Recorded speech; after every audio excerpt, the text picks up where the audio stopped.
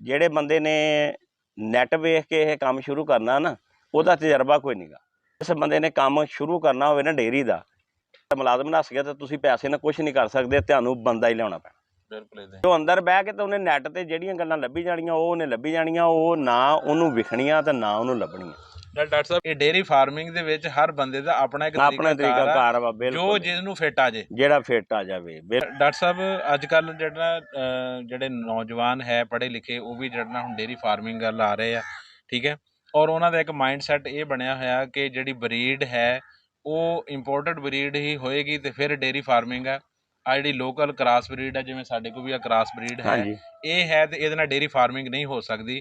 ਤੁਸੀਂ ਇਹ ਸਾਨੂੰ ਦੱਸੋ, ਸਾਡੇ ਦੇਖਣ ਵਾਲੇ ਦੋਸਤਾਂ ਨੂੰ ਵੀ ਦੱਸੋ, ਨੌਜਵਾਨਾਂ ਨੂੰ ਵੀ, ਕਿ ਕ੍ਰਾਸ ਬਰੀਡ ਨਾਲ ਡੇਅਰੀ ਫਾਰਮਿੰਗ ਹੋ ਸਕਦੀ ਆ ਜਾਂ ਨਹੀਂ, ਜਾਂ ਸਿਰਫ ਇੰਪੋਰਟਡ ਬਰੀਡ ਹੋਵੇ ਤੇ ਫਿਰ ਹੀ ਜਿਹੜਾ ਅਸੀਂ ਕਰ ਸਕਦੇ ਹਾਂ ਡੇਅਰੀ ਫਾਰਮਿੰਗ। ਇਹਦੇ ਬਾਰੇ ਕੀ ਕਹੋਗੇ?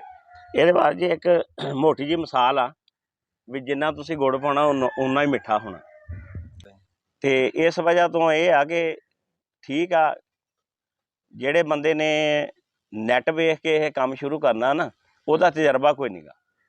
ਤਜਰਬਾ ਉਸ ਬੰਦੇ ਦਾ ਵਾ ਜਿਹਨੇ ਕੰਮ ਕੀਤਾ, ਜਿਹੜਾ ਫਿਜ਼ੀਕਲ, ਜਿਸ ਨੇ ਫਿਜ਼ੀਕਲ ਕੀਤਾ। ਜਿਸ ਬੰਦੇ ਨੇ ਕੰਮ ਸ਼ੁਰੂ ਕਰਨਾ ਹੋਵੇ, ਮੇਰਾ ਇਹ ਮਸ਼ਵਰਾ ਵਾ ਆਪਣੇ ਨੌਲੇਜ ਦੇ ਮੁਤਾਬਕ ਕਿ ਜਿਸ ਬੰਦੇ ਨੇ ਕੰਮ ਸ਼ੁਰੂ ਕਰਨਾ ਹੋਵੇ ਨਾ ਡੇਅਰੀ ਦਾ, ਉਹ 100 ਗਾਂ ਲਿਆ ਕੇ ਨਾ ਬੰਨ ਲਵੇ, ਉਹ 2-4 ਤੋਂ ਸ਼ੁਰੂ ਕਰੇ ਤੇ ਜਿਵੇਂ ਜਿਵੇਂ ਉਹ 2-4 ਤੋਂ ਗਾਂ ਉਹਦਾ ਤਜਰਬਾ ਹੁੰਦਾ ਜਾਵੇ, ਉਵੇਂ ਉਵੇਂ ਉਹਦੇ 'ਚ ਇਜ਼ਾਫਾ ਕਰੀ ਜਾਵੇ। ਉਹਨੂੰ ਪਤਾ ਚੱਲ ਜਾਏਗਾ ਕਿ ਮੇਰੇ ਬੰਦੇ ਨੱਸਣੇ ਆ ਤੇ ਮੈਂ ਇਹਨੂੰ ਕਿੱਦਾਂ ਇਹਨੂੰ ਡੀਲ ਕਰਨਾ ਵਾ। ਮੁਲਾਜ਼ਮ ਵੀ ਨੱਸਣੇ, ਜ਼ਾਰੀ ਬਾਤ ਨਸਲੇ ਮੇਨ ਚੀਜ਼ ਆ ਮੁਲਾਜ਼ਮਾਂ ਦੀ, ਕਿਉਂਕਿ ਸਭ ਤੋਂ ਮੇਨ ਚੀਜ਼ ਹੈਗੀ ਆ ਮੁਲਾਜ਼ਮ। ਤੁਸੀਂ ਪੈਸਾ ਇਨਵੈਸਟ ਕਰ ਲਿਆ, ਸਭ ਕੁਝ ਕਰ ਲਿਆ, ਮੁਲਾਜ਼ਮ ਨੂੰ ਅਗਰ ਤੁਹਾਡਾ ਮੁਲਾਜ਼ਮ ਨੱਸ ਗਿਆ ਤਾਂ ਤੁਸੀਂ ਪੈਸੇ ਨਾਲ ਕੁਝ ਨਹੀਂ ਕਰ ਸਕਦੇ, ਤੁਹਾਨੂੰ ਬੰਦਾ ਹੀ ਲਿਆਉਣਾ ਪੈਣਾ। ਬਿਲਕੁਲ ਇਦਾਂ। ਇਸ ਵਜ੍ਹਾ ਤੋਂ ਇਹ ਆ ਕਿ ਜਿਹੜੇ ਵੀ ਭਰਾ ਕੰਮ ਸ਼ੁਰੂ ਕਰਦੇ ਨਾ, ਉਹਨਾਂ ਨੂੰ ਮੇਰਾ ਮਸ਼ਵਰਾ ਇਹ ਆ ਕਿ ਉਹ 100 ਇਕੱਠੀਆਂ ਜਾਂ 50, 40, 30 ਇਕੱਠੀਆਂ ਲਿਆ ਕੇ 2-2.5 ਕਰੋੜ ਦਾ ਮਾਲ ਲਿਆ ਕੇ ਉਹਨਾਂ ਨੇ ਪਾ ਲੈਣਾ ਨਾ, ਤੇ ਫਿਰ ਉਹਨਾਂ ਨੇ ਉਹ ਗੱਲਾਂ ਲੱਭਣੀਆਂ ਜਿਹੜੀਆਂ ਨੈੱਟ 'ਤੇ ਉਹਨਾਂ ਨੇ ਵੇਖੀਆਂ ਸੀ, ਉਹ ਉਹਨਾਂ ਨੂੰ ਲੱਭਣੀਆਂ ਨੇ। ਉਹਨਾਂ ਨੂੰ, ਉਹ ਪੜ੍ਹਿਆ ਲਿਖਿਆ ਨੌਜਵਾਨ ਬੰਦਾ ਵਾ, ਉਹਨੇ ਕੰਮ ਹੀ ਨਹੀਂ ਕੀਤਾ ਸਾਰੀ ਜ਼ਿੰਦਗੀ, ਉਹਨੇ ਪੱਠੇ ਹੀ ਨਹੀਂ ਪਾਏ, ਉਹਨੂੰ ਪਤਾ ਹੀ ਨਹੀਂ ਮੇਰੇ ਜਾਨਵਰ ਨੂੰ ਪੱਠੇ ਕਿੱਦਾਂ ਪੈਣੇ। ਉਹ 5-7 ਲੋਕਲ ਜਾਨਵਰ ਲਵੇ, ਲੋਕਲ ਜਾਨਵਰਾਂ 'ਤੇ ਇੱਕ ਨੌਕਰ ਰੱਖੇ, 2-4 ਮਹੀਨੇ 'ਚ ਉਹਦਾ ਤਜਰਬਾ ਹੋ ਜਾਏਗਾ, ਫਿਰ ਅੱਗੇ ਲਿਆਵੇ। ਫਿਰ ਉਹਨੂੰ ਜਦੋਂ ਉਹਨੂੰ ਫੁੱਲ ਤਜਰਬਾ ਹੋ ਜਾਵੇ ਨਾ, ਲੋਕਲ ਕੱਢ ਦੇਵੇ, ਉਹ ਇੰਪੋਰਟਡ ਪਾ ਲਵੇ ਤੇ ਇਨਸ਼ਾਅੱਲਾ ਉਹਨੂੰ ਤਜਰਬਾ ਹੋਏਗਾ ਹਰ ਗੱਲ ਦਾ। ਉਹਨੂੰ ਉਹਦੇ ਪਾਣੀ ਦਾ ਪਤਾ ਹੋਏਗਾ, ਪੱਠਿਆਂ ਦਾ ਪਤਾ ਹੋਏਗਾ, ਉਹਦੇ ਮਸਾਲਾ ਜਾਤ ਦਾ ਪਤਾ ਹੋਏਗਾ, ਕਿਹੜੀ ਕਿਹੜੀ ਦਵਾਈ ਕਦੋਂ ਦੇਣੀ ਆ, ਡਿਵਰਮਿੰਗ ਕਦੋਂ ਕਰਵਾਉਣੀ ਆ, ਚਿਚੜਾਂ ਦੀ ਦਵਾਈ ਕਦੋਂ ਲਾਉਣੀ ਆ, ਇਹ ਹਰ ਚੀਜ਼ ਉਹਦੇ ਜ਼ੇਨ 'ਚ ਹੋਏਗੀ। ਤੇ ਫਿਰ ਸਹੀ ਬਾਤ। ਤੇ ਅਗਰ ਉਹਨੂੰ ਪਤਾ ਹੀ ਨਹੀਂ ਹੈਗਾ ਤੇ ਉਹ ਅੰਦਰ ਬਹਿ ਕੇ ਤੇ ਉਹਨੇ ਨੈੱਟ ਤੇ ਜਿਹੜੀਆਂ ਗੱਲਾਂ ਲੱਭੀ ਜਾਣੀਆਂ, ਉਹ ਉਹਨੇ ਲੱਭੀ ਜਾਣੀਆਂ, ਉਹ ਨਾ ਉਹਨੂੰ ਵਿਖਣੀਆਂ ਤੇ ਨਾ ਉਹਨੂੰ ਲੱਭਣੀਆਂ। ਡਾਕਟਰ ਸਾਹਿਬ, ਇਹ ਵੀ ਤਾਂ ਹੈ ਨਾ ਕਿ ਜ਼ਾਹਰੀ ਬਾਤ ਆ ਕਿ ਅਗਰ ਨੈੱਟ ਤੇ ਕਿਹੜਾ ਲੋਕ ਗਲਤ ਦੱਸਦੇ ਠੀਕ ਆ, ਲੇਕਿਨ ਹੁੰਦਾ ਇਹ ਹੈ ਕਿ ਹਰ ਬੰਦਾ ਆਪਣੇ ਹਿਸਾਬ ਨਾਲ, ਆਪਣਾ ਮੌਕਾ ਮਾਹੌਲ ਦੇ ਹਿਸਾਬ ਨਾਲ ਦੱਸ ਰਿਹਾ।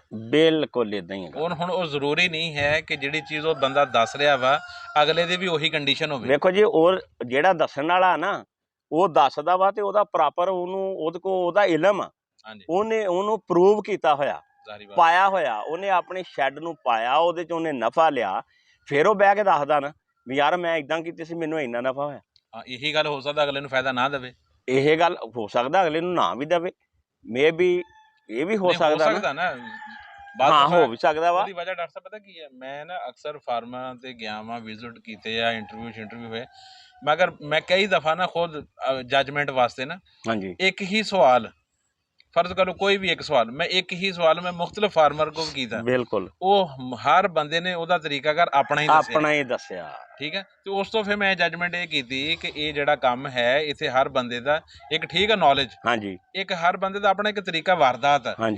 ਇਹ ਡੇਅਰੀ ਫਾਰਮਿੰਗ ਦੇ ਵਿੱਚ ਹਰ ਬੰਦੇ ਦਾ ਆਪਣਾ ਇੱਕ ਤਰੀਕਾਕਾਰ ਵਾ, ਜੋ ਜਿਸ ਨੂੰ ਫਿੱਟ ਆ ਜੇ, ਜਿਹੜਾ ਫਿੱਟ ਆ ਜਾਵੇ, ਬਿਲਕੁਲ ਇਦਾਂ ਹੀ, ਠੀਕ ਹੈ। ਤੇ ਉਹ ਹੈ, ਇਹ ਤੁਹਾਡਾ ਬਿਲਕੁਲ ਮਤਲਬ ਇਹ ਹੈ ਕਿੱਸਾ ਮੁਖਤਸਰ ਸਾਰੀ ਗੱਲਬਾਤ ਦਾ ਇਹ ਕਿ ਜਿਹੜੇ ਲੋਕ ਡੇਅਰੀ ਫਾਰਮਿੰਗ ਬਿਜ਼ਨਸ ਕਰਨਾ ਚਾਹੁੰਦੇ ਆ, ਉਹ ਡੇਅਰੀ ਫਾਰਮਿੰਗ 'ਚ ਕ੍ਰਾਸ ਬਰੀਡ ਲਿਆਉਣ ਜਾਂ ਇੰਪੋਰਟਡ ਬਰੀਡ ਲਿਆਉਣ, ਬਿਜ਼ਨਸ ਦੋਨਾਂ ਨਾਲ ਹੋ ਸਕਦਾ।